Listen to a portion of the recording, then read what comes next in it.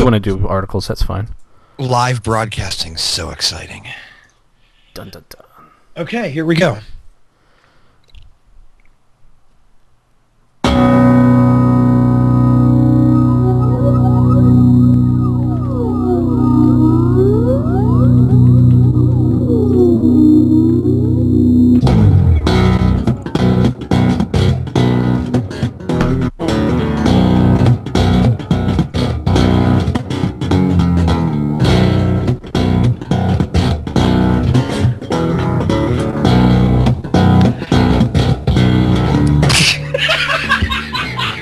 That's your cue, Danny. Which was my cue? You laughing? I said when I pot down the music. I couldn't hear a difference. Oh, seriously? Yeah. No, I couldn't either. Now I hear a difference. That's weird. So wait, it get louder? Yeah, that's louder. Now it's off. Hey everyone, welcome to What Drives Us, episode 53, recorded February. Thank you, Tony Schaefer. Danny, take it. All right. Hey everybody, welcome to What Drives Us, episode 53, recorded February 23rd, 2011. I'm Danny Cooper from PriusChat.com. And I am Russell Frost from PriusOwnersGroup.com, live for the first time ever. Live at whatdrives.us/live. But if you're hearing this on iTunes, don't go there. Yeah, not very live right now for you. No, it wouldn't be live later in the week. This week, Russell and I are, of course, as always, very happy to be joined by some of our wonderful panelists. Prius Chat moderator, the founding member of the Chicago Hybrid Group, the man who travels most of the way around the world to podcast for us, Tony Schaefer. Hi everybody, fun to be alive this week. Okay. Is it alive or just live? That sounded like a cry for help, Tony. Tony, have you run into any Wisconsin state senators lately? I hear they're all in your town. Illinois is sick with them. Yeah. You guys could actually start getting some stuff done there with all those legislators. I'll tell you what, the malls are packed with the vacationing legislators. Well, that's good for the economy, isn't it? Ooh, that's true. Thank you, Wisconsin. Speaking of Wisconsin, we've got the moderator of the Yahoo Prius Group and one of the organizational evil geniuses behind the Green Drive Expo. It's Mrs. Linda Weideman. Hey guys, I'm really happy to be here tonight and glad to have everybody here on the live chat at whatdrives.us/live. And finally, we wouldn't be complete without our resident Honda Hypermiler. It's Mr. 80 miles per gallon is not good enough, Jason Holder. That's me, live without a net tonight. Oh, with no net at all, no doubt. No net. No net, but still editing capabilities for afterwards. Good thing. Yeah. In post is the operative word tonight. Yeah. Okay, that's a good way to put it. So let's go ahead and let's get this show on the road, shall we? Our first article this week is BMW. I don't know where to start with this one. Is this one of these things that I should take over? Well, I'll start it out. How about that? Go. I'll just kind of do a brief overview. BMW has decided that, I guess somewhat taken after Toyota with their hybrid synergy drive line of vehicles, which have kind of backed off recently, but they've decided that having a brand name for their advanced tech cars is a good idea. So they decided to name it after your MacBook. With all BMW advanced tech cars going to be using the lowercase I letter in front of, I guess, all of their electric cars mostly, right, Russell? I guess. I mean, this sort of combines two things that I hate, like kind of pretentious branding and concept cars. But yeah, apparently this is BMW's attempt to create the green version of their M series, their racing cars. And if you're watching us in the chat, Danny's going to put up some pictures of the exciting video presentation they projected on their building, and the logo and some of the concept cars. I mean, the concept cars are cool, not quite as silly as the really wacky concept stuff we talked about a few weeks ago, like the Batman bicycle outfit and that stuff. So I don't know. Am I the only one here that thinks I is a really bad name? Well, I did the heavy sigh, iPod, iMac thing until I read the last sentence that said that BMW used the i moniker for the iDrive before the iPod.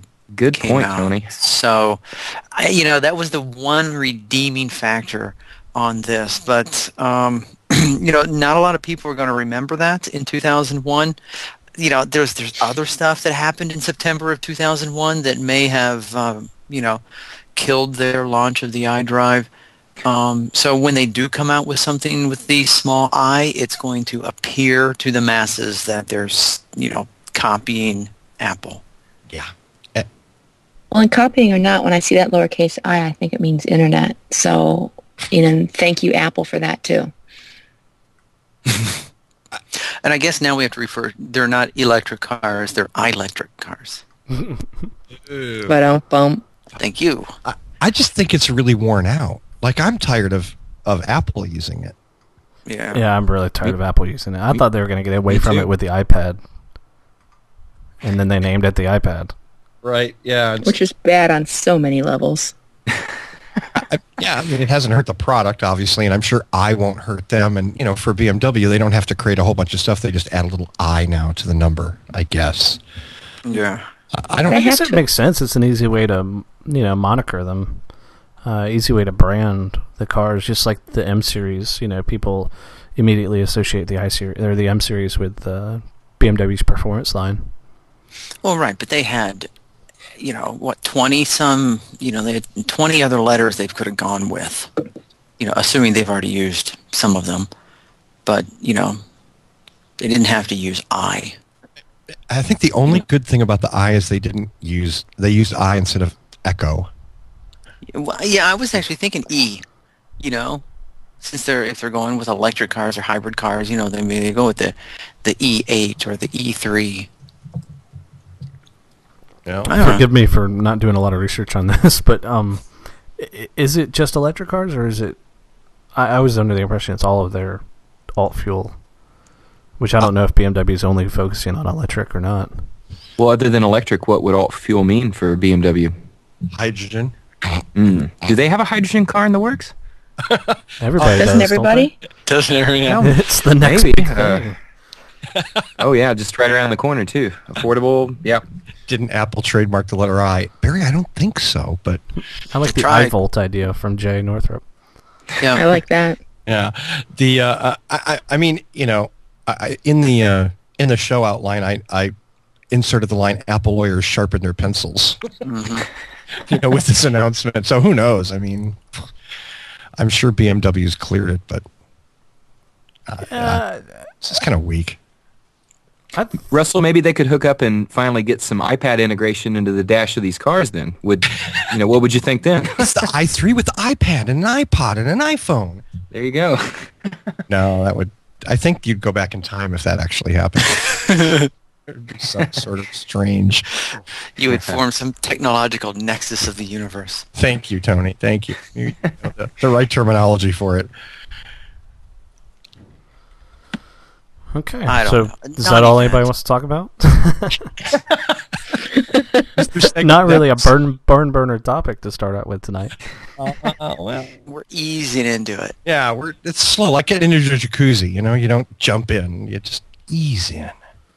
It was, it's not exactly creative, but I mean, hybrid synergy drive is pretty damn boring too. I don't know. You really think so? I think HSD is kind of cool. When you call it HSD is HSD. cool. Yeah, exactly. Hybrid Linda. synergy drive is not cool. It's like i8 is cooler than vision efficient dynamics. Everything is automatically cooler if you give it a 3-letter acronym, though. But I True thought that. I thought Toyota was going to revive the whole Prius line by calling it the iHSD. It's the future. Well, Don't give them any ideas. come to think, isn't the, Capacitor. I'm sorry, Linda, were you? Huh? I said the iFlux capacitor. I was just reading chat. Exactly, WDU, Jay. What drives this is cooler when you call it WDU. Absolutely. Right. Come to think of it, though, IWDU. a small electric car coming out called the Small I Big Q. The IQ. Yeah. That's true. Toyota. Uh-oh. Mm-hmm. Uh-oh. Dum, dum, I see dum. some lawyers making some bonuses. Well, was that ever going to be the... I think they'll rename it for Yeah, the the production Scion name? brand. Yeah, they'll rename it. I mean, it does fit in, I guess, with the...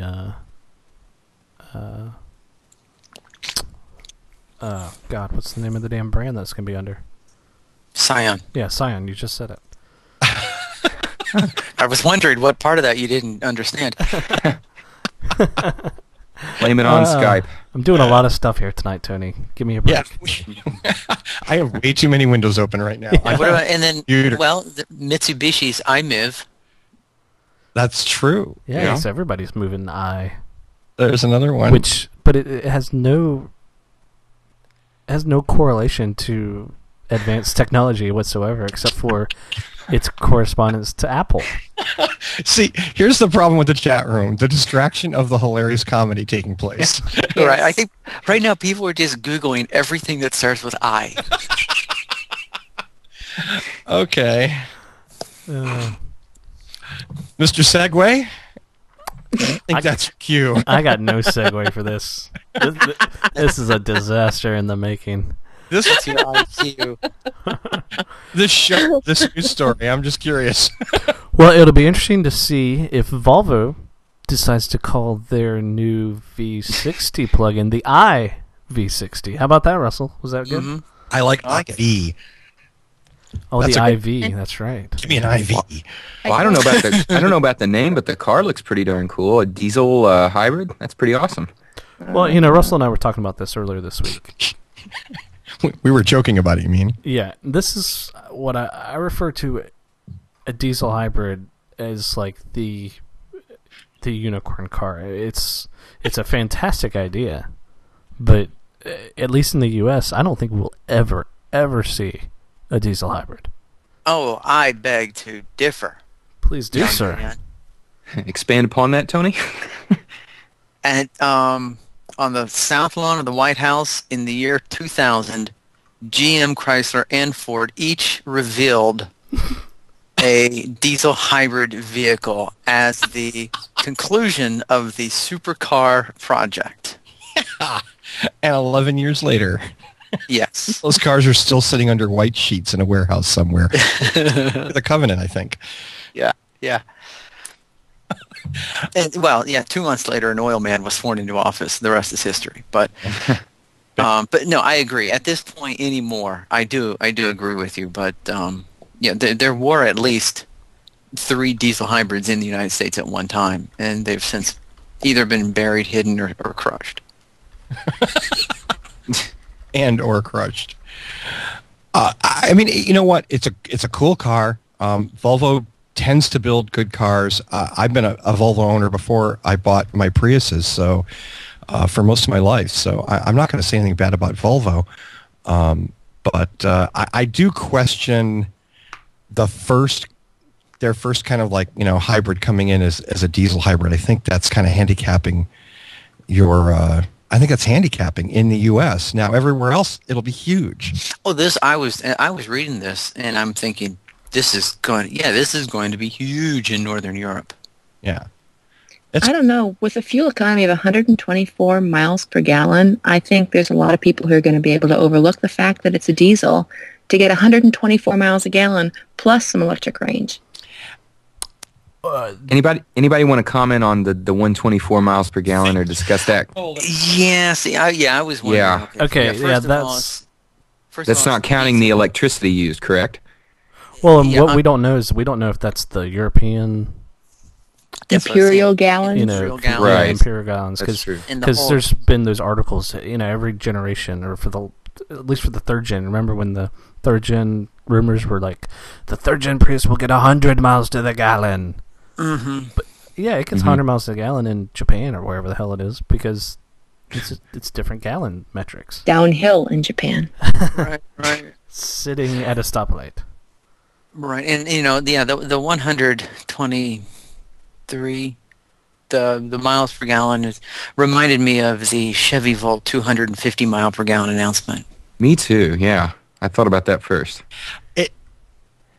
Yeah, I mean, it's definitely, is that only at fully charged, or what if once the battery's depleted? That I look at it as shit gallon. I like that. Metric gallon. I think this one's the same thing as looking at a like say a second generation Prius with a big plug-in battery pack. It's like you're saying I got 200 miles per gallon, but it's like you're pretending that you didn't draw additional power from the battery pack, because I think that's what this means in hybrid mode. That says 124 miles per gallon hybrid mode, but it's like, yeah, but that's all that mileage didn't just come from the fuel though. It also came from electricity stored in the battery. Right. It goes 30 miles on a charge, and in our 40-mile test drive, we averaged 124 miles per gallon. yeah, That's what it sounds like to me. right. Yeah, there you go. So what will it get? Over a full tank or something, I guess, is really more the issue. I think one of the cool things, it's all-wheel drive. And that's very cool, and I think that's something a lot of hybrid owners have been looking for. Yeah, those little push-button switch mode things. I was kind of drooling about that. Yeah. Even cooler is that the four-wheel drive thing, the front-wheel drive is the gas engine, whatever. It's just the electric is, or the rear wheels are electric only, right? Oh, I didn't get that. Yeah, I think that simplifies things too, because you don't need a drive shaft running to the rear wheels. I mean, I think that's an awesome idea. Why don't we have wheel motors on these cars? Why does everything have to aren't some of the Toyota, or excuse me, the Lexus hybrids, aren't some of them rear drive? Seems to make better sense to have wheel motors to me. I think that's a fair point. Yeah. I think that's a very fair point. I want to see price. Well, that's, yeah. I mean, it ain't going to be cheap. It's got to have a massive battery to get 30 12 miles. kilowatt hour, it says. Yeah, that's 12 kilowatt hours. That's half the size of the Volt. Is that right? No, that's half the size of the Leaf. Oh, okay. I think it's about the same as the Volt. Okay. And they said here in the article, it says that the 12 kilowatt hour, and then it says 8 kilowatt hours used. I wonder if that means that the actual capacity of the pack is 12 kilowatt hours, but it only lets you draw off 8 of those kilowatt hours before it reaches its, that's as low as you can go. I don't know yet, but I like that you can go 745 miles on a full charge and a full tank of fuel. Yeah, That's a long way. That's like almost all the way to Pittsburgh or something from Wisconsin. yeah, Without that's pretty stopping. good. I mean, how cool is that? Now, I'll bite. That's cool. Well, I mean, That's totally Thank you. that is cool, but I'm not trying to toot my horn here, guys. But Oh, does that no. seem like a long time on a tank of gas for you guys? I mean, because I can beat that. I mean, 7-gallon tank. okay, Jay. okay. no, I mean, see, the that's- highest I ever get is like 525 or so. See, that's, So, yeah, that would that's be a why it only massive- seats 5 adults, because they actually removed the third row to install a 70-gallon tank. well, a battery looks like it takes up. There's no storage space underneath. Well, that's what the other thing I was going to point out. I haven't seen like a full shot of this car, but it's got to be fairly small if it's only 11 cubic feet Yeah, of storage. yeah. That's It's tiny. That's like half the Prius. There's a picture Really? of the hatch on page 2 of the article. it looks to me very, yeah, like just a hair smaller than the Prius. Does it look like the Camry hybrid in back? Without, yeah, I mean the whole battery fills up that back wheel well area. Yeah. Yeah, wow. When you put the cover on that, I mean, that looks like it's Little tiny, several. yeah. It looks like it's several inches above the gate. Well, I wish it would compare this to the C30, which is the all-electric station wagon and the gas station wagon that I saw at the Chicago Auto Show, because that's actually about leaf-sized. And if this is similar to that, that would be a nice comparison for them to have made in this article. Let's get that shot up for people to see in the chat here. Yeah, it's, here's the other thing. I mean, Volvo said that the car is going to be available in 2012 in Europe. I don't think they're making any claims of when and if it's going to be available in the U.S. So, this may be more of a showpiece for us than anything else, which is a shame. It would be interesting. I'll be very interested to see how this car does in the real world and how people take to it. It looks really cool with certainly some limitations, size and space being one of them. I bet it's fun to drive. Well, according to this, Volvo hasn't said anything about a U.S. rollout, but it will be available in 2012 for Europeans. Yeah.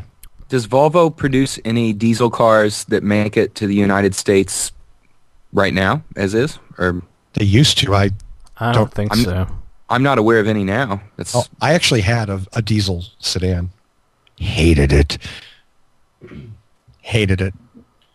They make great diesel motors. That's the one thing about Volvo is they make, amazing diesel motors. So from the standpoint of a car that's probably going to be bulletproof, that's definitely a strong side. I mean, their diesel engines are really well done. If they do a good job with the electric side, this could be a really cool car. It's probably going to cost $40,000. It's a great question from Rick in the chat room. Could this thing run biodiesel? Because then you're talking about a really green car. Yeah, that's a really good question. I don't know. Isn't biodiesel supposed to be interchangeable with diesel? I bet you could. I talked to a guy just the other day who he actually flagged me down. He saw me pull into a parking lot with my inside. Apparently he'd seen me before.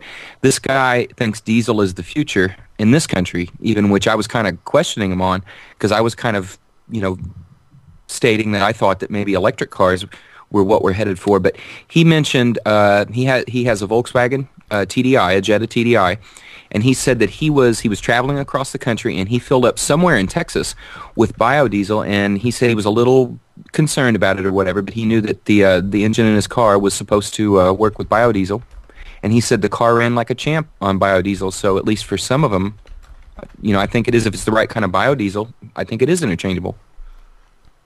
There you go. That'd be very cool. Yeah. And I think it's too bad we don't get more diesel options here in the U.S. Seems like really the only green diesel that I would, and I almost hate saying the word green, but the only diesel I would suggest to anyone right now is the A3. The A3 TDI by Audi. And why is that? It gets fantastic gas mileage for what it is, and the only other options that you have are in larger vehicles, where I guess diesel is probably pretty good in that Q7 that my aunt has, compared to traditional gas. But sorry, Russell, go ahead. No. I was going to say, is the A3 only available in diesel, or does it have a gas? No, it has a gas. It has a gas. Is that the same powertrain? Since Audi and Volkswagen are similar, isn't there a powertrain that goes into the TDI, Jetta, Touareg, whatever, that also makes it into some of the Audi vehicles? Is that the one that's the shared engine? That's a good question. I don't know. I wish I did. TDI and Golf TDI is a pretty affordable car. Yeah, and even the Jetta Sportswagen TDI is pretty affordable. Yeah. And I think it's really good gas mileage for its size. You're talking a car that's going to be... class leader, isn't it? It is right now, but it's going to be smaller than the Prius V, I believe. Mm-hmm. Yeah, and I disagree with Rick in the chat room. I don't think there's too much stigma on particulate emissions when it comes to diesel. I think that's an issue. We tend to talk about mileage and focus on that, mileage and performance with diesel, and then forget about the emissions. And the emissions from diesels aren't cool. No, I agree. Well, I thought it was much improved. I don't have a lot of good information on this, but I thought that was mostly a perception and something that kind of is true in the past, not so much anymore due to the particulate filters now, and then also the diesel fuel that we're being sold, the ultra low sulfur diesel that's available that wasn't available in the past. Yeah, It is much improved from the past, but it's not anywhere close to gasoline yet. Fair enough. I'll stick with Linda on that. Send your cards and letters to me, people. Emails to I hate diesel. Well, my aunt has a Audi Q7, and I mean that's a amazingly, awesomely gorgeous car. And it's just a fantastic piece of machinery.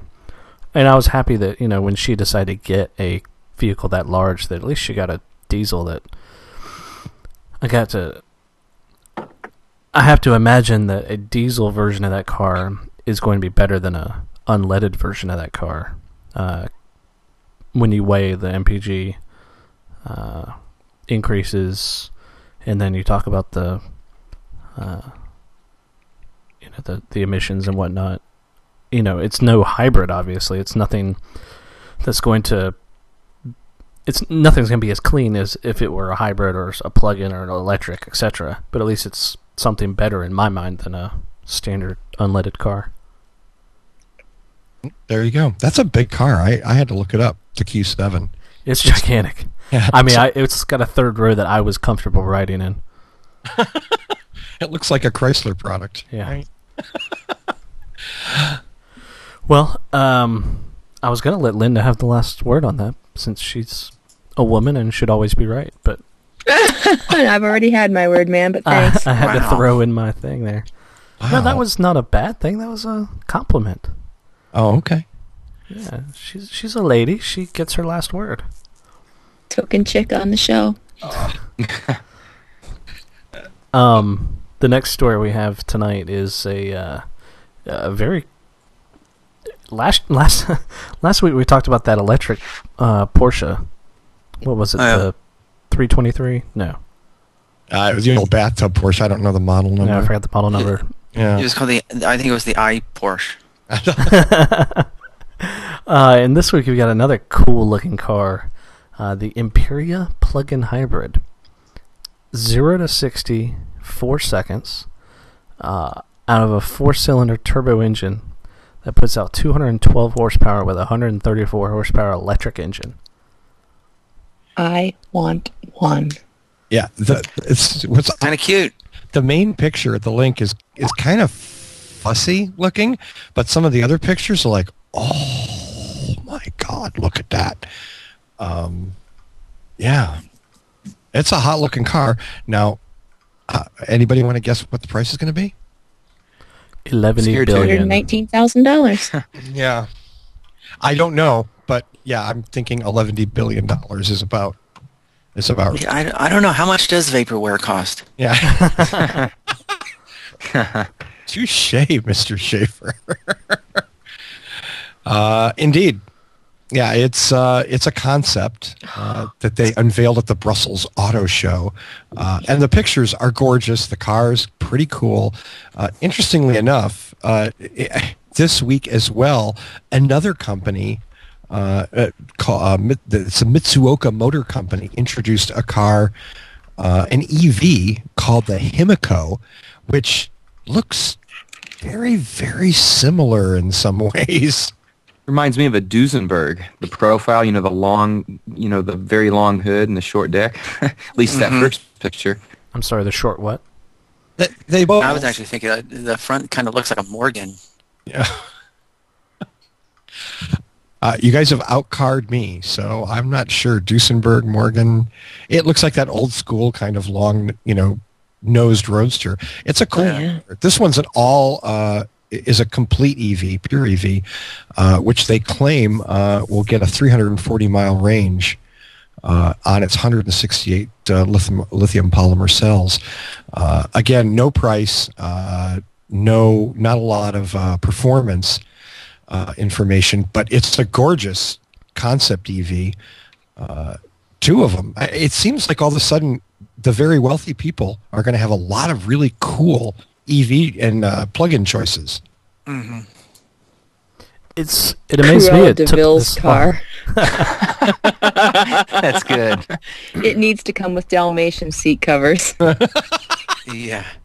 It surprises me that it's taken this long for manufacturers to figure out that that's the end of the market that they need to target after, because those are the people that are willing to spend the money to look good in a new technology. Yeah. Yeah, certainly trying to introduce a new technology at that like $14,000 dollar price point is an incredible challenge, and maybe not the best market to hit. I mean, Danny, is this a good time to talk about the other car that got a couple of road tests this week? Which one was that, Russell? Speaking of vaporware, a couple of places actually got a chance to drive the Fisker Karma. Yes. A car. Read about that. Yeah, cool. You've drooled over. Now, I only read one of the road reviews, and I was a little. I guess I'm still not like convinced that it's real. It's supposed to start production next month, which is awesome. I hope it does. But the guy got to drive it around a racetrack. That was like the driving test. Was around the. I don't know. They let me take it downtown. On a racetrack. The Karma. Yeah. Mm-hmm. Wow. I'm kidding. Oh. I was all impressed there. I can't believe you believe Well, it.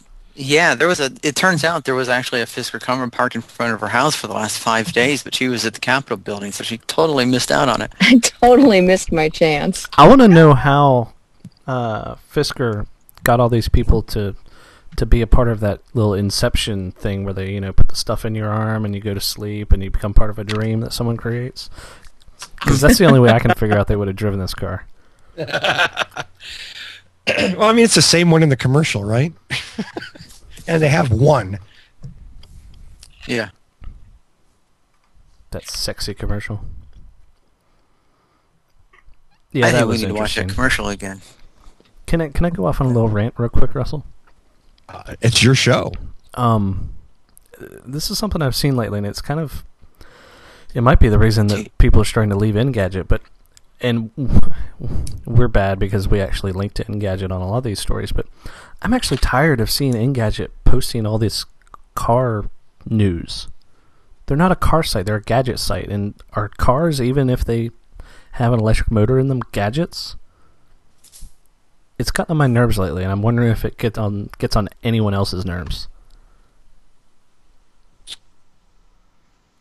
I'm going to guess, and it's just a guess, that you and I probably read Engadget more than anybody else here on this call. Anyone want to dispute that? Nope.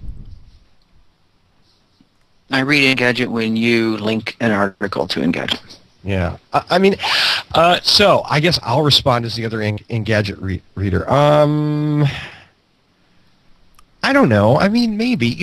I understand why the car companies are marketing to places like Engadget, because of the type of reader that goes through Engadget, the new adopter, the aggressive upper demo.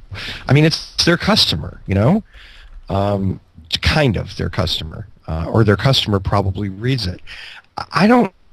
It doesn't bug me so much. I think what is interesting is that I'm seeing more of these news stories pop up in Engadget than I am popping up on other car sites, which to me is intriguing. I mean, are they ignoring the car and driver and the motor trend and the inside line? Well, Fisker didn't. Inside Line was one of the people that drove the Karma this week. And reported on it. But it would be interesting to see a shift away from the traditional auto press to other sources. I don't think that would necessarily be a bad thing. Let me take it a step further. If, in fact, I saw people like Inside Line and Motor Trend and Car and Driver taking apart a car, like Engadget takes apart a phone, and really looking at the components and really being critical about build quality and things like that, I think that would be a good thing, as opposed to, somebody who's been writing car reviews for 40 years, getting a great night in a hotel and a nice dinner and going, wow, it was great. The roar of the engine was awesome. Doing the whole Jeremy Clarkson thing. Right. I'm tired of that. That's just burnt, it's old, it's not telling anyone anything. Yeah, give me a Fisker to drive around for a while, and I'll take it apart, and I'll tell you what I really think. I can see your point there, Russell. I just didn't... I don't know. I mean, I know it's not every time that they're linking back to one of their sister blogs, but that's what it sometimes feels like, is that whenever I see a car article on Engadget, it's like, okay, now I'm going to get linked back. I'm going to get a little bit of information, I'm going to get linked back to Autoblog. Well, no, but this this Imperia comes from, of all places, a Gawker site. Yeah, that kind of surprised me. And it's not the first time. They take a lot of their car stuff from that Gawker site, which shall remain nameless. One of the now unreadable Gawker sites. Well, it's always been unreadable. Now it's really ugly and unreadable. I don't want to just repeat what I said, but I mean, I think it would be a good thing if other people had access to vehicles and were writing about them differently and more critically. And frankly, if it's a matter of me looking at a car post on Engadget, or yet another phone that I don't care about, or yet another Dell laptop that I don't care about, I'll look at the car. Because there are times when I just scroll through that first page on Engadget and it's like, phone, laptop, netbook, phone, netbook, laptop, netbook, phone, connect, laptop, whatever, So you're saying you go there only for the car stuff now? I just, you know what, I think they do some good writing, and they do talk about some interesting stuff, and I don't mind that they cast a wide net, but yeah, you know what, I honestly, I'm not that big a phone geek where I care about every model of Samsung phone that comes out. You just wait. One of these days they're going to catch you off guard. They're going to start reviewing adult videos. That'll slow you down. That won't slow him down. Well, I guess for a couple of minutes. I'm so staying out of that one. Okay, well, I'm sorry for getting us on that tangent, but apparently the people in the chat room seem to enjoy my rants. So I like that. I like the idea that Engadget gets $10 Amazon gift cards. That was funny. Articles. Oh, that's funny. I think there's just a whole other conversation going on the chat. I don't think. Yeah. Hey, there's Chelsea. Hey, Chelsea. Yeah, and my argument wasn't that Engadget's writing quality is poor. I think that they have some of the best writing quality out there. Or at least used to until this week. Well, until this week, yeah. When they lost several people. But yeah. I just think that it's... I just wonder, I shouldn't say think, I wonder if it's them getting out of their realm in order to make their parent company happy. Yeah. Is it the AOL way? Is that what you're suggesting? That might be what I'm trying to say. Yeah. Who knows? And maybe, sadly, maybe it shouldn't be Engadget. Maybe the site should just be cool stuff. I don't know. There you go. Rename it and call it, iTechnology.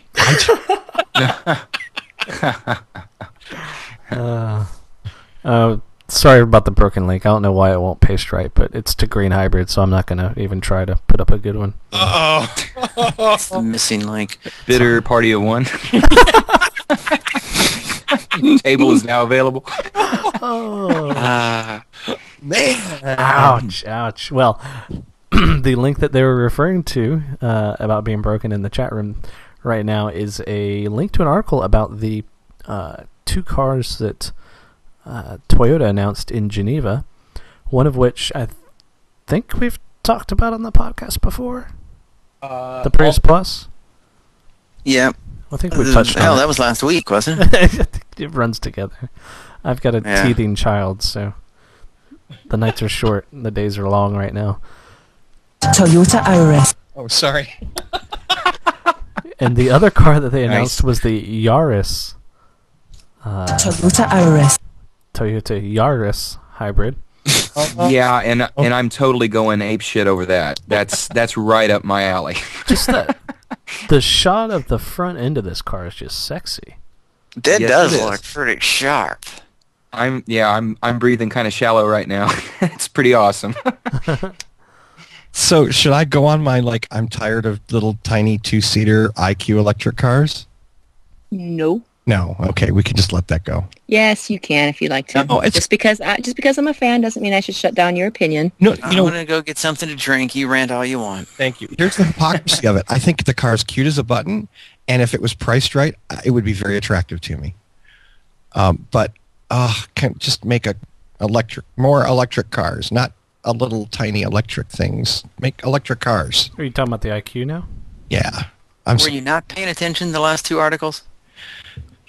Electric cars that I can afford. Sorry. Toyota makes electric cars that I can afford, or hopefully will someday. We'll see. Whereas I'm not going to buy the Matsuoka and the Himiko, Roadster for probably $11 billion. Quote Danny. But okay, I'm going to leave that alone. Yeah, you know what? The front end of that Yaris looks really cool. It does, and so does the FT86. That looks very cool. Yeah, Is that the one at the top? Yeah. Yeah, I FT86. went. Oh, cool. Go to the follow the link up on top. It's got some pictures. That is a sexy looking little sports car. Chelsea says they've been promoting the IQ longer than GM did the Volt. Ow! Ouch! Ouch. Oh. Wow, Chelsea. At least they haven't come out with any range numbers ahead of time. Oh, actually, I guess Listen, now they yeah. are saying 65 miles on a charge. Yeah. Oh, and Tony, that car comes in red. Yeah. Of course. Well, let's talk about the Prius Plus for a second. Did we? Do we have to? Well, did we talk about it last week about how the Just- battery they're putting in the hood?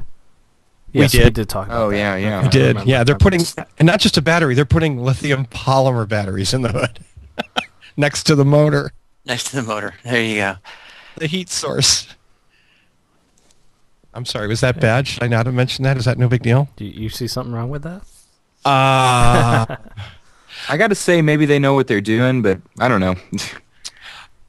I mean, it doesn't seem like the conservative Toyota approach that one would expect them to take. Let's put it that way. I wonder if Agreed. we're going to get the Yaris Hybrid in the U.S.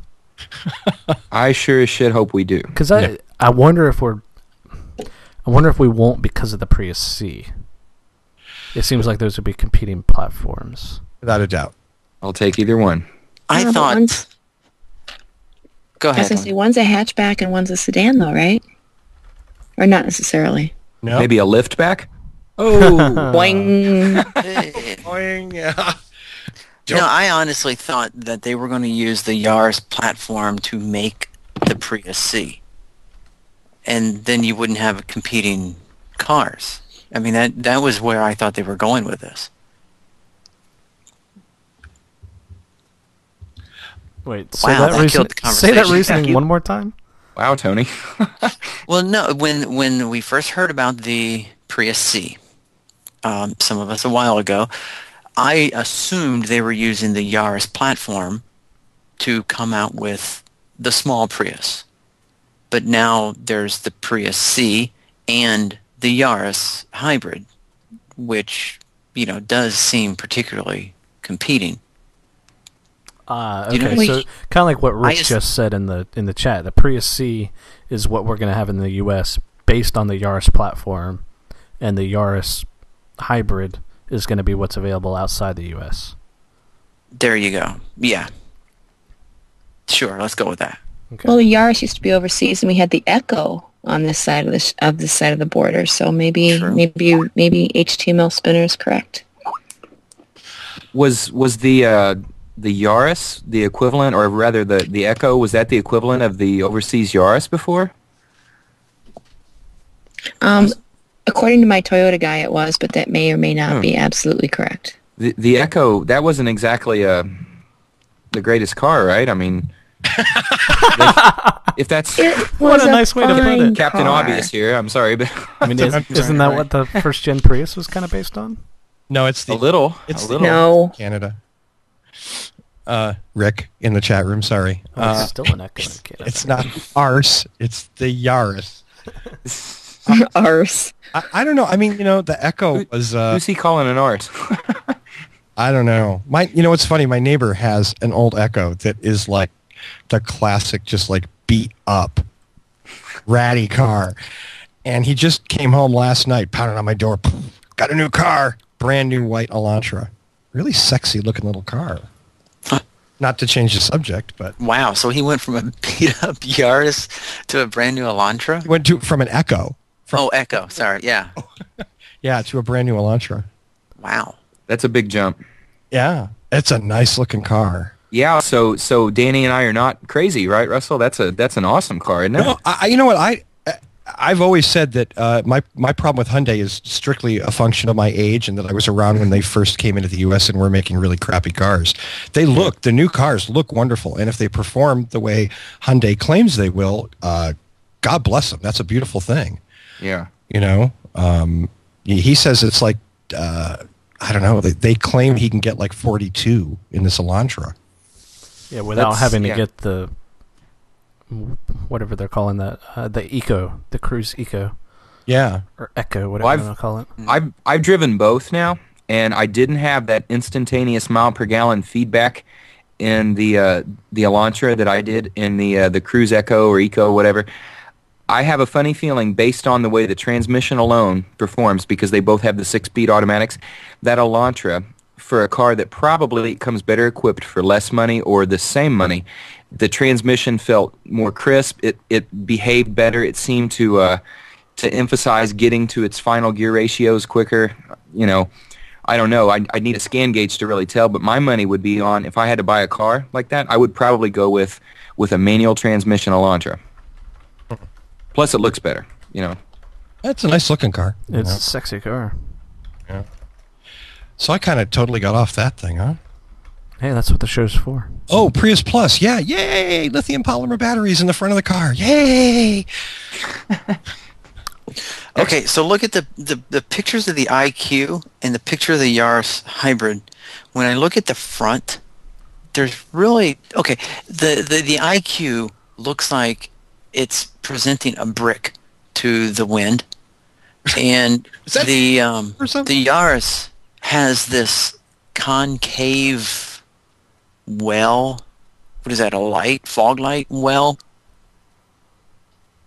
You see what I'm talking about? Right, yeah. I mean, you can't tell me that's aerodynamic. But either of those. Oh, word. Yeah, I see what you mean. I don't know. I mean, I would think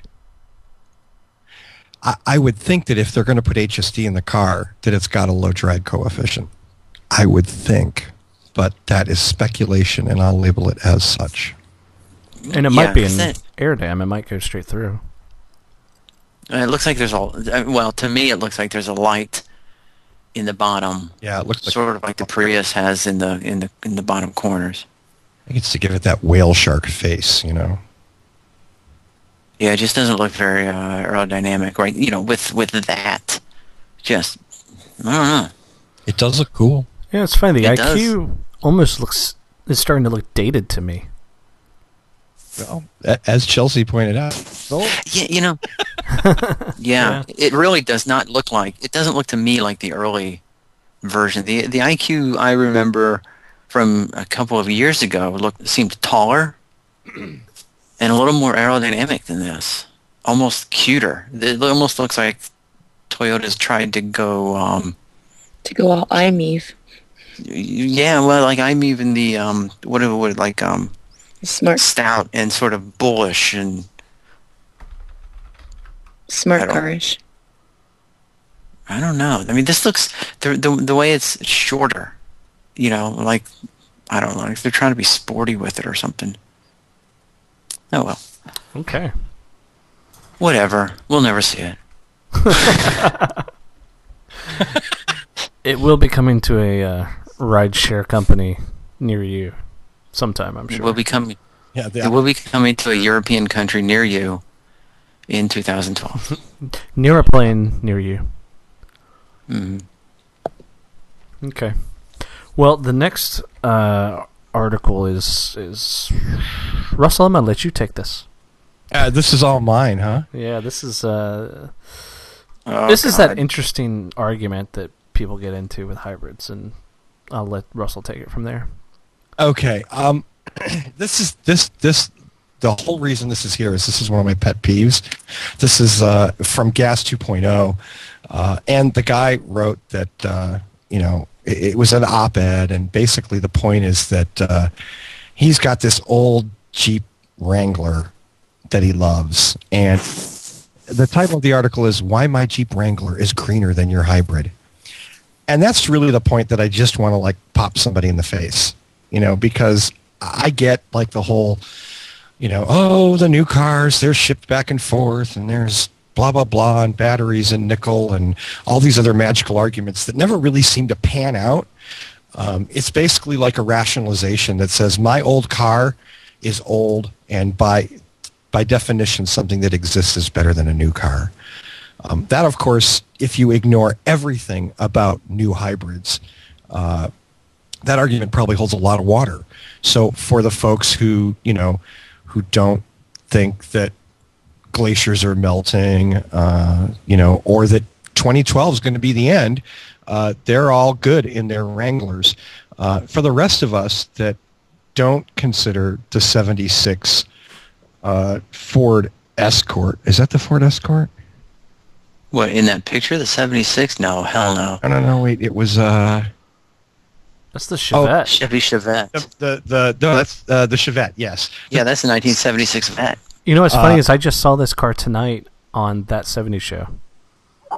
Hilarious. Excellent. Yeah, funny.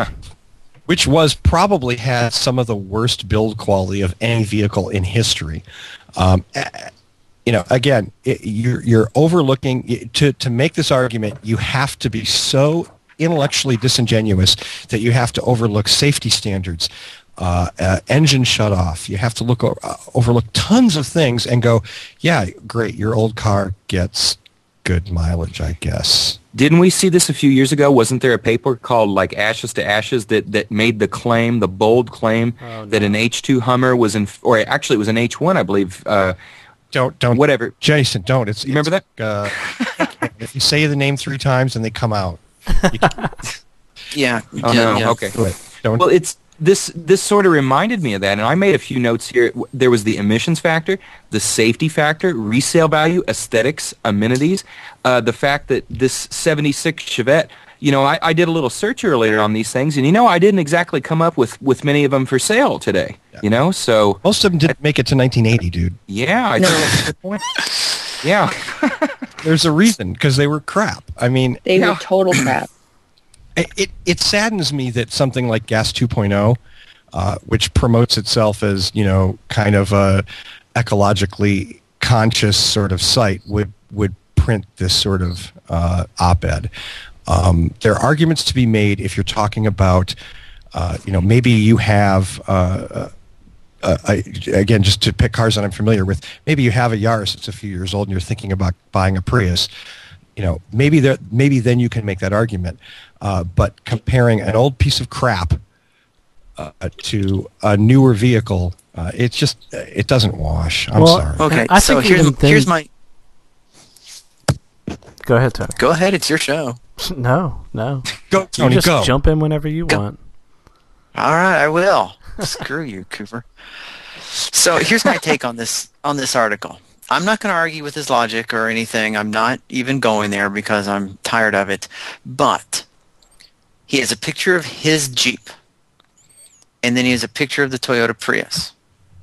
So let's flip this. If his argument is that an existing older car is better than a brand new car, would he get any feedback if he said that my 1996 Toyota Corolla is more environmentally friendly than your 2011 Chevy Volt? Would he get any feedback on that? He's comparing a older, used, a 1990, what is it, his Jeep, built in America, proud, we are America, and he's comparing it to an imported vehicle. Screw them, they're from Japan. So let's flip this, because if his argument is true and valid, it shouldn't matter what car he's comparing to what car. So let's compare a Honda Civic to a Volt and have the same argument to the same group of Americans and see if they agree with you. That's my take. Well, and my thought that I wanted to throw in real quick is just that I think that the argument only holds water if you are going from some car. Excuse me. Like I went from an MR2 Spider to my Prius back in 06. And I think that the argument only holds water if, like, I took that MR2 Spider and drove it to the dump and got rid of it right then and then got my Prius. But no, my Prius, my MR2, for most people, they resell the car that they're currently driving. It goes to another person. It continues to be used. In my situation, I kept the MR2 and I continue to use it on a fairly inconsistent basis. But that's just my thought.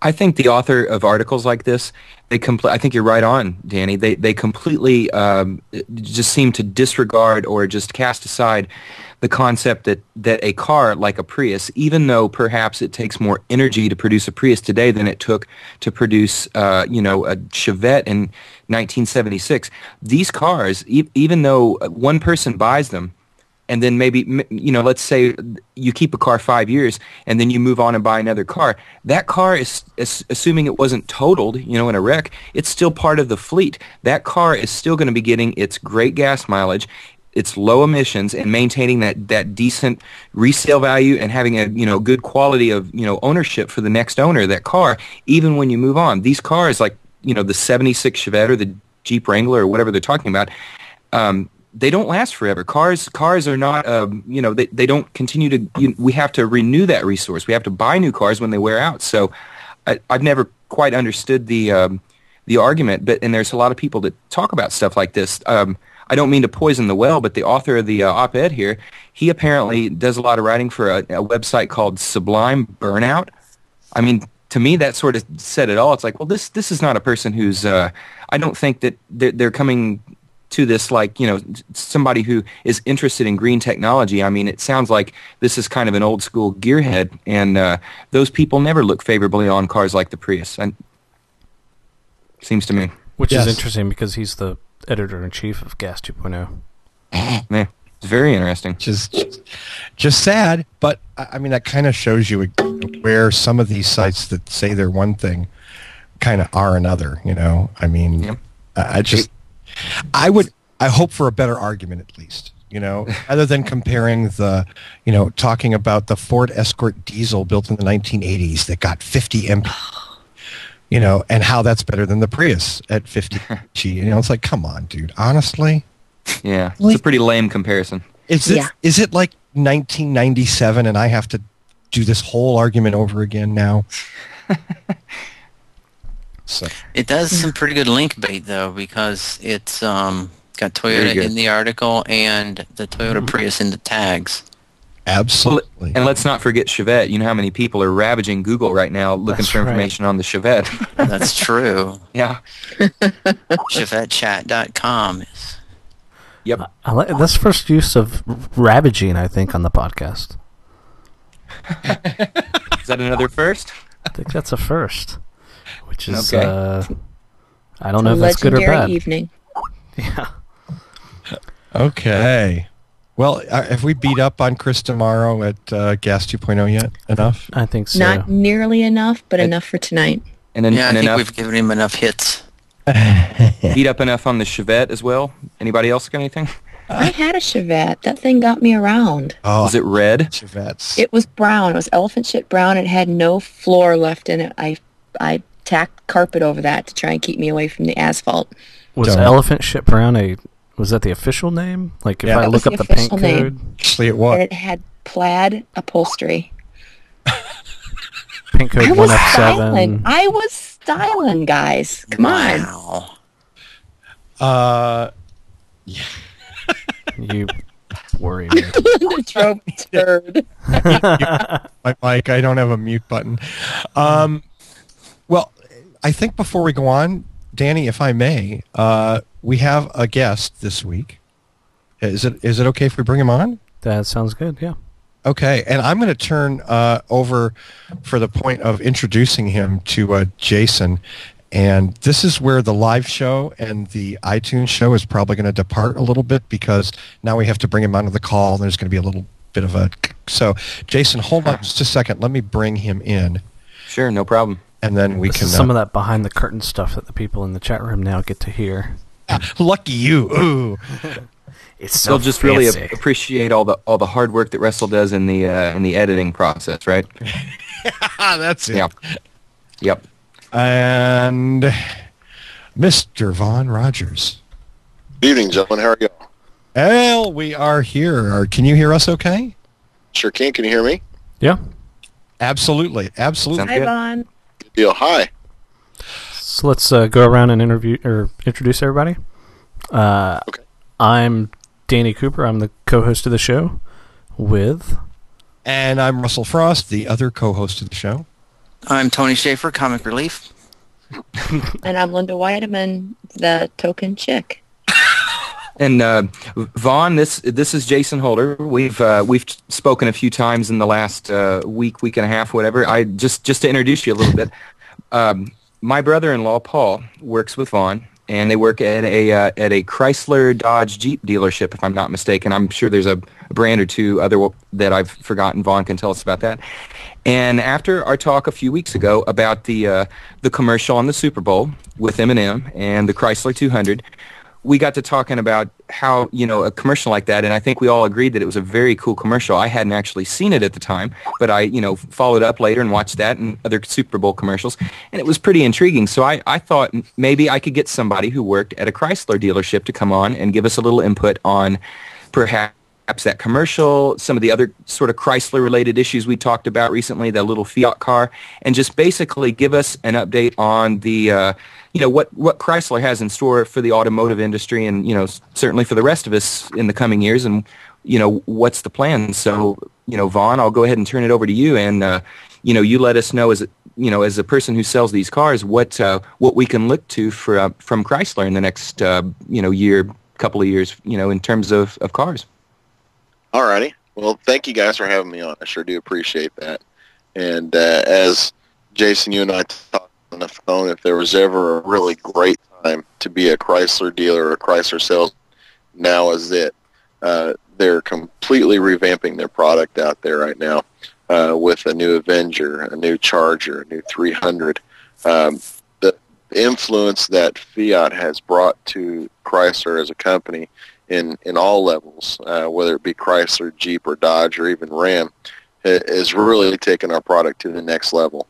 Now, our conversation started with, was the M&M commercial a good thing or a bad thing? Did it get its point across? I think it did. We've seen a lot of really great feedback from that commercial. It didn't show a whole lot on the car. It talked a lot about Detroit and what we can do. And so people were coming in, hey, what is that car in the commercial? And it led into, well, it's this car right here. And, it's not just about this car. It's about everything we're putting out.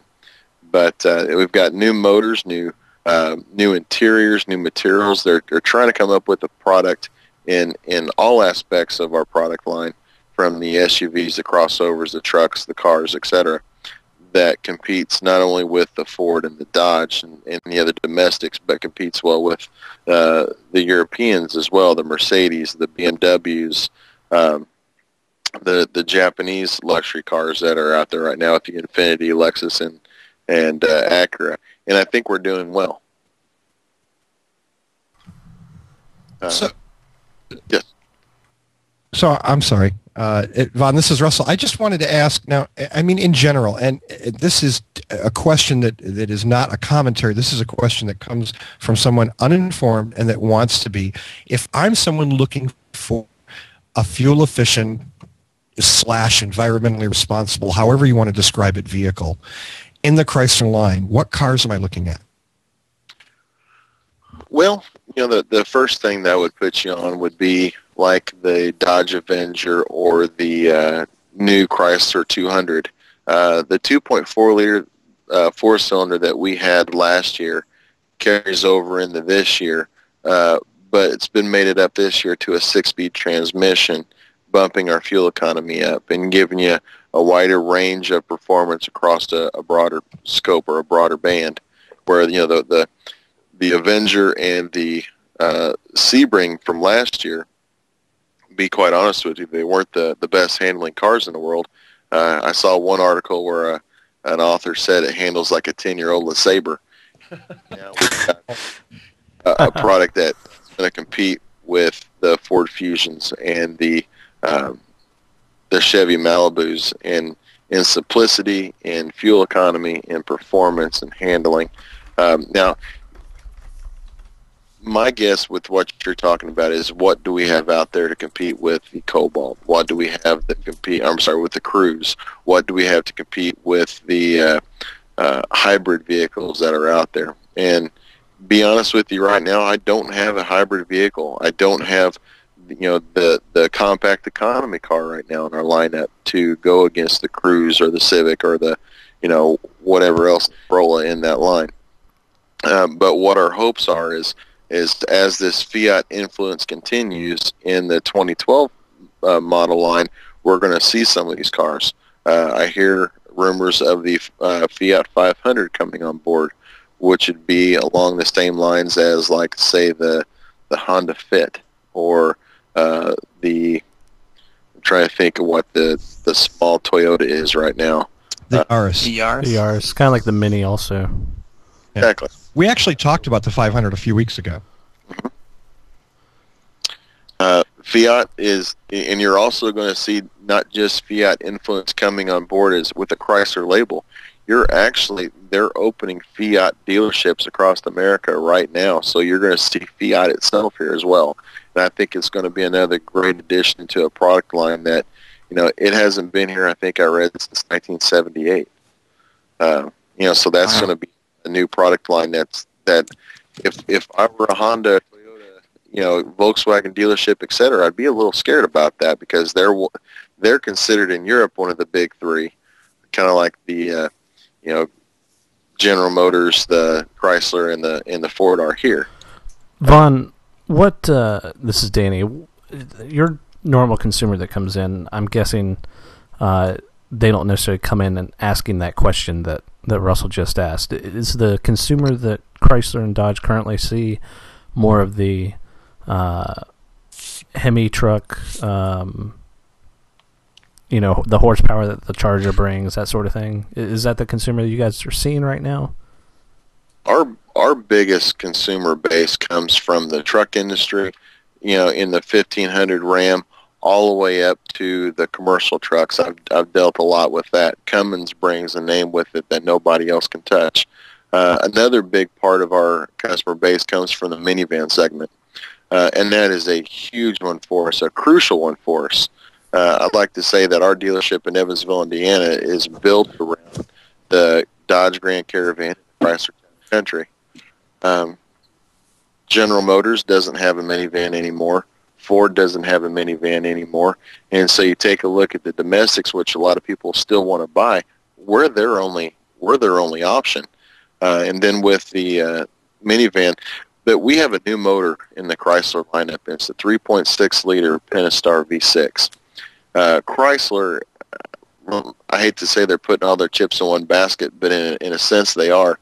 That motor is being offered in a front-wheel drive version, in a rear-wheel drive version, and it's seeing just about every lineup that we have right now, with the exception of the truck and the Jeep Wrangler.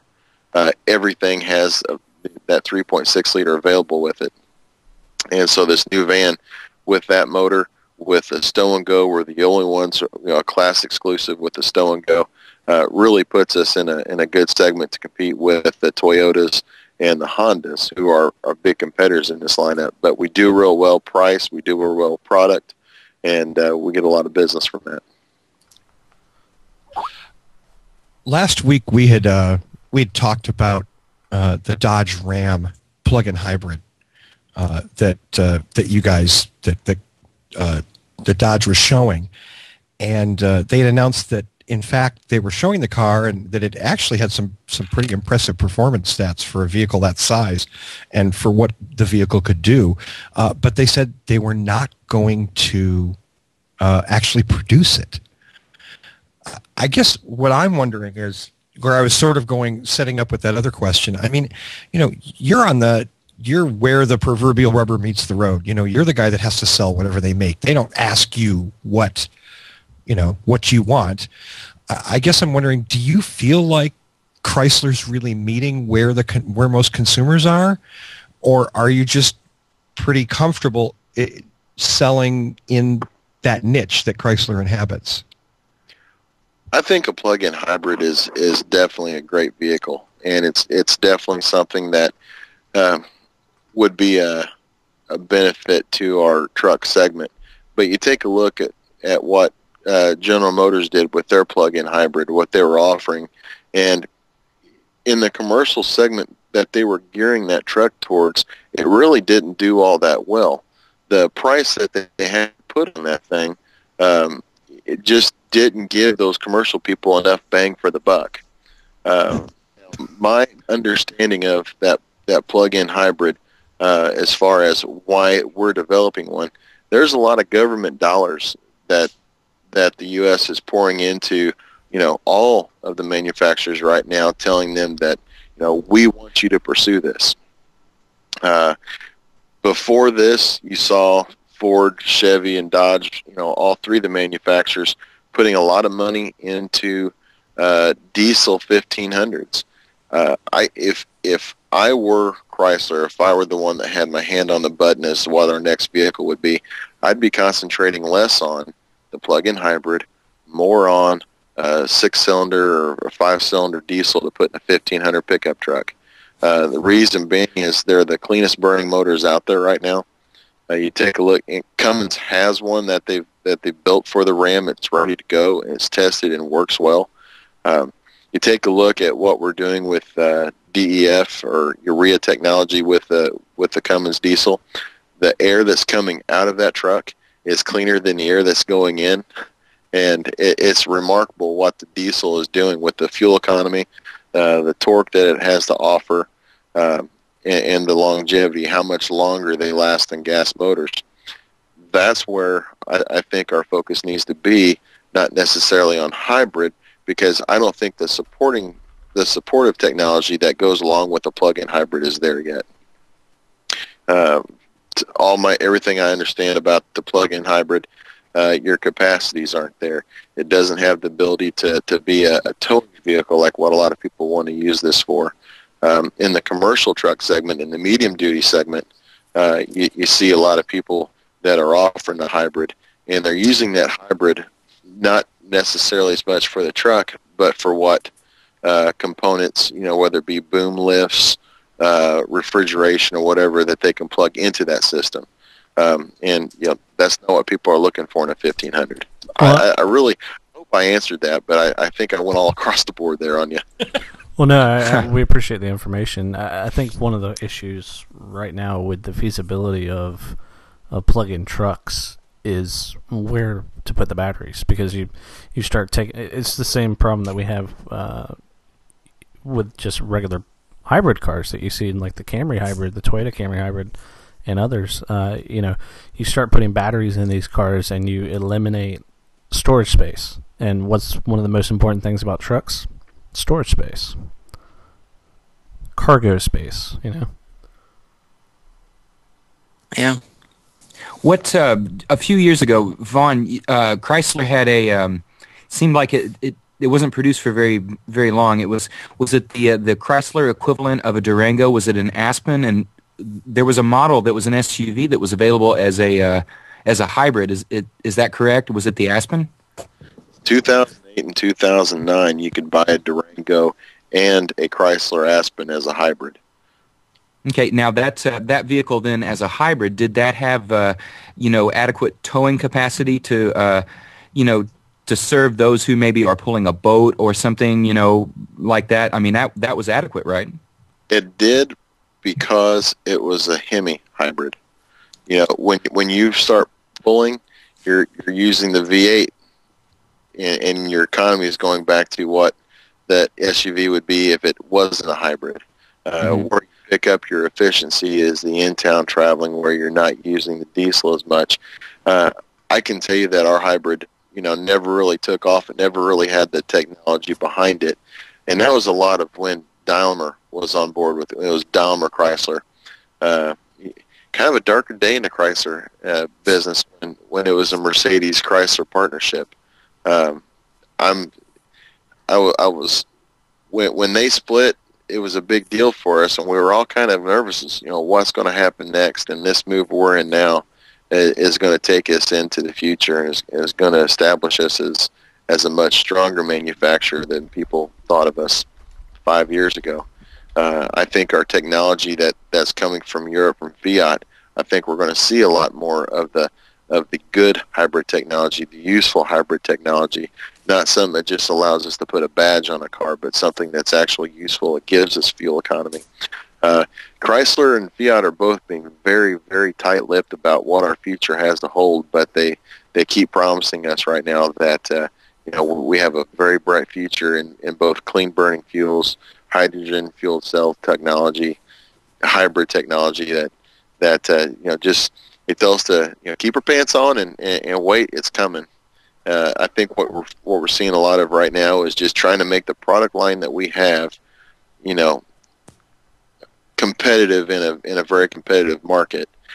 Let's get what we have competitive first, and then let's release some stuff after we get our collaboration a little bit more together. Well, I think from our perspective, or at least speaking for myself, I hope that the Fiat partnership will yield some of those smaller, more fuel-efficient cars that you see in Europe, and that Fiat has been making for years, and hopefully the 500 is the first step with that.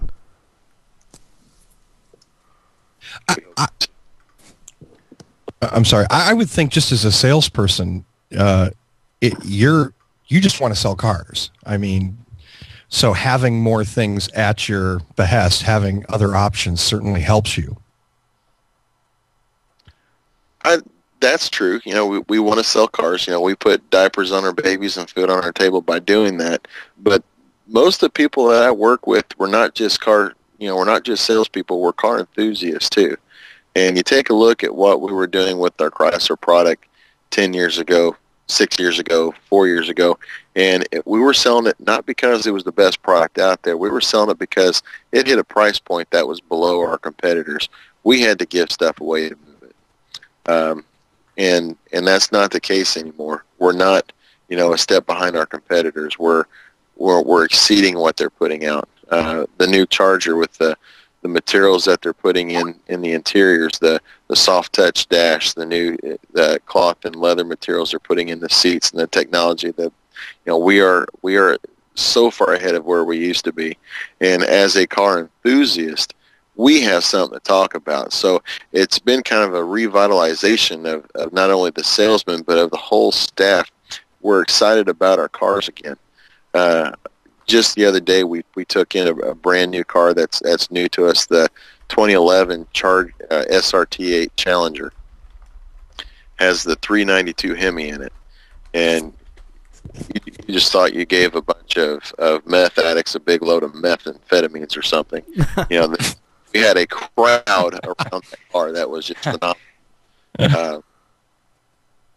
It was the 392 Hemi has a power output that is 470 horsepower with 470 foot-pounds of torque. The 392 is a big deal. That badge plate was famous by Big Daddy Don Garlis because that was the first Hemi that broke the 200-mile-an-hour speed barrier in drag racing back in the 60s. So, we're excited that we're bringing our heritage back into a new product and making it better than anything else out there. I'm sorry, ADD is horrible, isn't it? No. Do you know anything more about, you've mentioned Fiat, and obviously it sounds like you're a lot more optimistic, the partnership with Fiat, than you were with Daimler, and, that's That's a good thing. I mean, we certainly talked about it previously here that, hopefully that is going to be a good thing for Chrysler. Do you know any more about like how soon they're going to be rolling cars out, or are the Fiat dealerships all going to be separate, or will you guys be actually selling some Fiat models as well, or Fiat? Out my specific dealership, but I do know that in areas like, take for instance Evansville, Indiana. It is a big auto town. It's a good tri-state area where it services a pretty big, area around Evansville. I don't know. I haven't heard any plans of building a Fiat dealership here, but in areas like ours where they don't plan on building a dealership, the Dodge dealership, will have the ability to sell Fiats. That training is going out as we speak, and then also as we speak in your bigger areas like your capital cities like Indianapolis and you take a look at big areas like St. Louis and Nashville that are also big towns that sell a lot of cars. There are full-blown Fiat dealerships going there. So I don't think you're going to see that small economy, fuel-efficient car in a Dodge nameplate for a while, but you're going to see that Fiat. You're going to see it soon. They're not giving us an exact date, but just they keep telling us to hold on, and we'll see it. We'll see it pretty soon. Awesome. Did anybody else have any other questions for Vaughn? Don't make me play the crickets. No, yeah. Linda sent out a link for the. Was that you, Linda, for the 500? That was me. The Fiat 500 for the U.S. market. 500. Yes. Yeah. That is an interesting looking car. It's a cute little car. Yeah. Well, Vaughn, hey, thanks very much for coming on. We should definitely have you plug the dealership you're at so that if there are people listening in your area, they can come and see you. Other than Jason. Vaughn Rogers, and I work for Expressway Dodge in Evansville, Indiana. And we're a dealership that has Chrysler, Jeep, Dodge, the Ram truck line, the full Ram truck line, which is a big deal because we do a lot of commercial business with the 4500s and the 5500s. But then we also at our dealership have Mitsubishi as well. Another really interesting product line right now. Oh, yeah, you guys deal with me. So are you selling the iMEV? Not yet. Not yet. But that's coming. That's what we hear. Oh, that's cool. We're excited as a dealership because that's going to be a really good segment for us that we're not in. It's going to take some training for us because we don't know how to talk economy yet. Right. I talked to an iMEV driver not long ago, and he raved about the car. I mean, he put thousands of miles in the car and just totally loved it and really didn't expect that it would perform as well as it did. So, yeah, that's a very exciting product for you guys. Don't mind me asking, what part of what region was he traveling in? What part of the world? What are his roads like? He lives in England. Okay.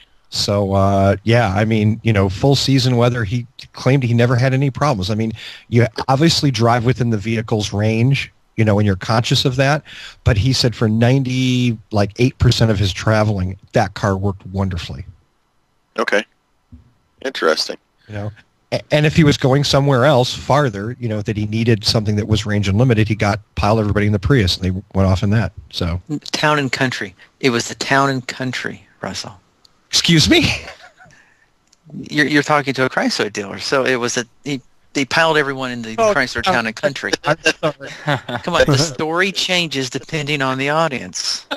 There's a lot more room in a town and country than That's true. No doubt. No doubt. Well, Vaughn, thank you again. That's Vaughn Rogers. He is at Expressway Dodge in Evansville, Indiana. And if a Dodge is something, or a Chrysler, or obviously a commercial truck is something you're looking for, certainly look him up. Vaughn, thank you very much for taking the time to come in there and talk to us about cars that we frankly didn't know a lot about. So it certainly helps us to learn a little bit about that stuff. Thank you, gentlemen, and Linda. Thank you for the opportunity. Thank you, Vaughn. Awesome. And Vaughn, I will. I'll follow up with an email or something. We'll talk to you soon. I appreciate that. Thank you so much. Thank you. You have a great. Thanks, man. See you, Vaughn. Okay, here's another edit for you, Russell. Do you want to? That's my head. Hell. My head.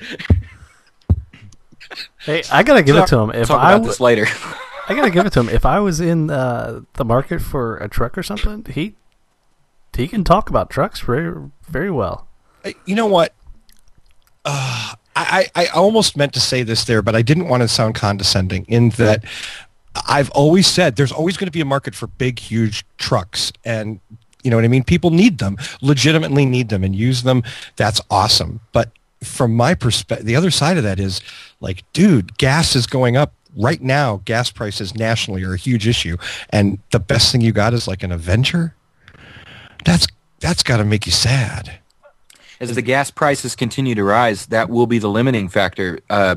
Manufacturers like Chrysler are going to have to rise to to meet the demand. They'll either rise to meet the demand or they'll go away. And I think that they'll just like any company, they're going to die trying. So I mean, if the Avenger is the best we can get right now in terms of gas mileage from Dodge Chrysler, I think they're probably hopefully scrambling right now to come up with a vehicle that's going to compete with these 40 mile per gallon Cruise, Elantra, the Civic, the 2011 Civic, and I'm sure Toyota has got a non-hybrid, 40 mile per gallon car in the works that's going to blow everybody away too. So Chrysler's going to have to step up, and they'll probably will, but they need to take a lesson from Honda and just start putting out press releases about random shit. $10 Amazon gift cards. It can't. Well, that was Toyota, right? Yeah.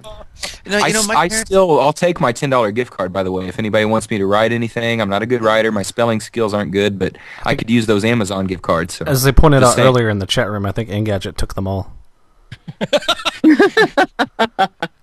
Nice. My parents have a Chrysler Town and Country, and I bet they drove to Evansville to buy it. And they love it, and it's a decent car. But I do agree with you guys. Gas prices are going up, and I mean, and granted, we're a relatively skewed audience. But yeah, who, me? I don't.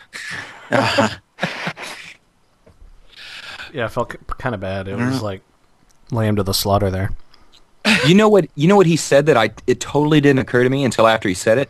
I guess that there aren't any besides the Chrysler Town and Country and the Dodge Caravan, whatever, used to be the Plymouth Voyager as well. I forgot that like Ford and Chevrolet are no longer producing minivans. I guess I wasn't paying any attention, but I guess Toyota Sienna, Honda Odyssey, is there another one I'm forgetting? Does Volkswagen make one or Nissan somebody else? Quest.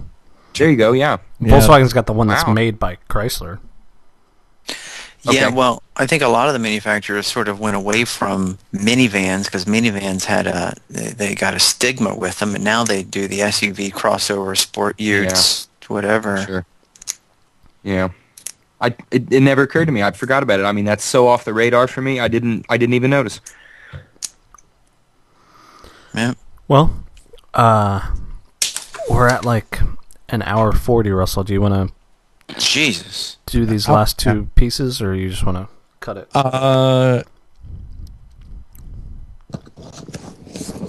We say goodnight. Hi, Nina. Always good to hear from Nina. Always good to hear from Nina, yeah. It was good to hear from Nina, yep. I vote goodnight. Anybody else? Works for me. Sounded like Nina was ready to go. Sounds like Nina's already down. 10 of 11, which is actually a little early for us, but there's no reason we can't end it early. Okay, well, I'll just go into a finale wrap-up. Ta-da! Ready? Oh, sorry. God. Nice. He's saying get on with it. Why don't you just take some footage from one of our earlier shows and insert it here as my finale? Hey, asshole, why don't you just insert it here? Oh, jeez. Oh. And there goes the explicit rating in iTunes. Yeah. Okay. Jay just got bleeped. All right. Okay, I'm going to start it. Well, that's our show for this week. I want to thank everybody who joined us in the chat room tonight and watched our very first live transmission of the What Drives Us podcast. We appreciate everybody who joined us, and if you want to join us next week, we'll probably try this again. You can go to whatdrives.us/live. That's whatdrives.us/live. This week I just want to do a quick shout out of sorts, I guess, to myself and any... What the hell? Shout out yourself. I am shouting out myself, damn it. If there is possible that there are any Prius owners, and I'm sure there's going to be lots of new Prius owners as gas skyrockets, probably by another 20 cents between this episode and the next, and you need some Prius accessories, don't forget you can check out not What Drives Us. You can go to Prius Chat Shop. That's priuschat.com/shop for all of your Prius accessory needs. We'll do our best to get you what you need for the best price that you can find, and if we don't have what you need, just drop me an email or give us a call on the toll-free line, and we'll see what we can do for you. Russell? Huh? Oh, wait. Okay. I'm not going to shout out myself. I mean, that's what all the cool kids are doing. I think you've been hosting too long, sir. It's going to your head. I think You're quite like, highly of myself. And Danny Cooper must appear. I'm going to edit. I'm visible at it, you know? Wow. The two people left in chat don't even know. Must appear. Thank you, Danny. This week, I definitely want to shout out, as always, to Mr. Michael Mannering for our amazing theme music. Please visit him at manthing.com. My personal thanks to Mr. Jason Holder for contributing some of the news items this week. Jason has done that, I don't want to say inconsistently because that sounds like a bad thing, but he's been kind enough to submit news stuff every once in a while, and it helps out, and it's great. And if you like the news, you can give a little love to Jason Holder. So thanks, Jason. You can read my rantings published quite irregularly at PriusOwnersGroup.com. I want to say hey to Justin, and I also want to say, with all the sincerity I can muster, and frankly, it's not much because I'm not very sincere, thank you to everybody in the chat room. You guys totally rocked. It's a blast watching you chat in there and getting ideas for questions. And I'm not going to name anyone because then I'll forget somebody and they'll feel bad, but everybody seriously in the chat room, you guys were really cool. And I love doing this, Danny. We need to do this now. Yeah, it was a great idea, whoever came up with this. That must be Danny Cooper. You know what? The other thing I was going to say is thanks to Danny, who actually did a lot of extra work that he normally doesn't have to do.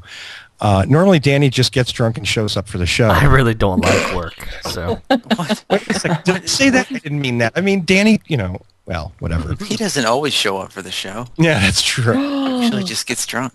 Sometimes I end up on my toilet just sitting there. Oh. Not with the lid down. Which is why we'll never have video chat, folks. But thank you, Danny, seriously, for doing that. I think it's a great idea, and I look forward to more chat room in every show, I guess. And then we hand it off to Tony.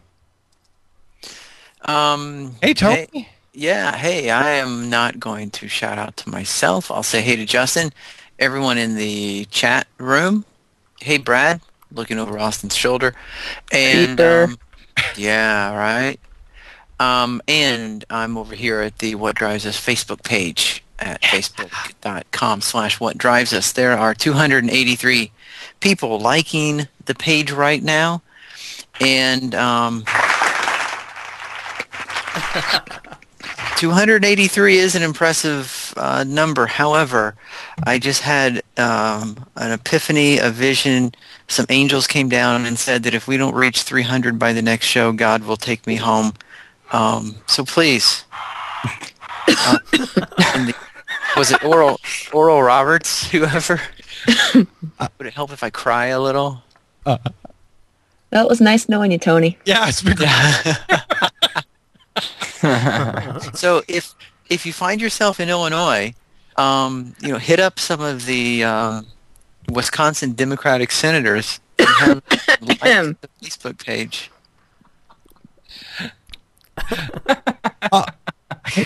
And I just want to add facebook.com/whatdrivesus. If you're not already liking us on that page, would you just do it, okay? Please? Thank you. Yeah, you're probably on Facebook right now. So, yeah. I mean, honestly. Yeah. Right. Linda? Do you have anything would you like to do a self shout-out this week? And here we go, talking with the mic on mute once again. This is a bad habit. Yes, a little. Well, first I'd like to shout out to Justin. Sorry. Yeah, both of you. All right, Jason and Justin. And a little self-promotion. All you people in chat and all you people listening, you should come to Green Drive Expo. Little show that we throw in the summer and the fall. In the summer, it's in Madison, Wisconsin, July 23rd and 24th. And in the fall, it is in Richmond, California. On this year, it's September 17th. For more details, hit www.greendriveexpo.com. Be there or be square. Oh, you were just waiting, weren't you? Finger on the button. Finger on the button. Jason, what kind of MPGs have you been pulling lately? A little better the last couple of days because the weather is getting better. I think it was actually Tony Schaefer that commented once that he said he noticed his miles per gallon follows kind of like a temperature curve throughout the year, and that is totally true. Yeah. That's just another reason for me to like the warm weather. I'm actually, no fan of winter gas mileage, regardless, whatever. But it's always nice when the weather, gets above 40, gets above 50. Your mileage starts getting nicer. I don't need my jacket or my heavy clothing, so I'm a happy camper when the weather gets warm. I'm going to shout out to Vaughn Rogers, actually.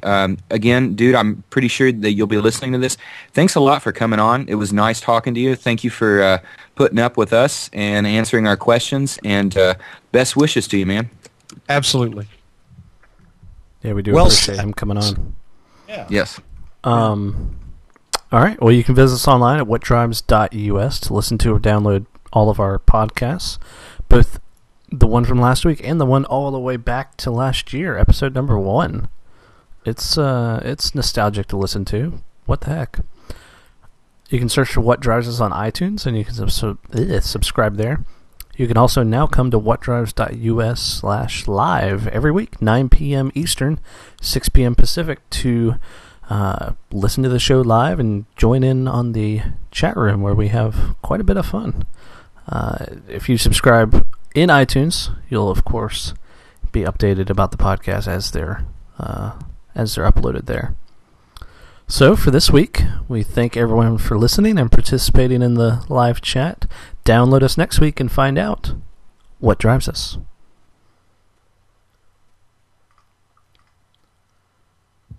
Okay, so I download this. Yeah, Russell, listen come to on. the show like every week. I've yet to find out what drives us.